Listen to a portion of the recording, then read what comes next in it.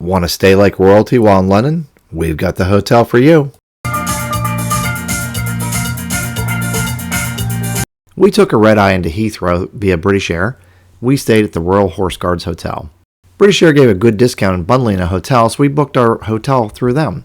This was a great hotel in a centralized location.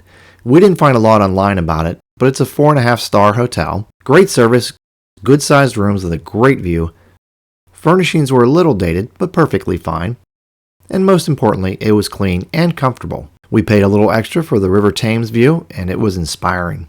For James Bond fans, MI6 was founded here on the top floor by Sir Mansfield Cumming.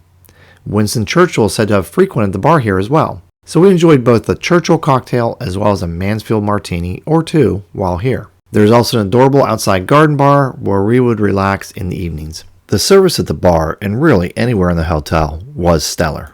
The beautiful Victoria Embankment Gardens are between the hotel and the River Thames. This wonderful and centrally located hotel is just a short 10-minute walk to Big Ben and all of the Westminster area attractions. In addition to being centrally located, it is also only 4 minutes from the Embankment Underground and Pier stations. This is a very safe area. Would we stay here again? We can't wait to get back. See you soon!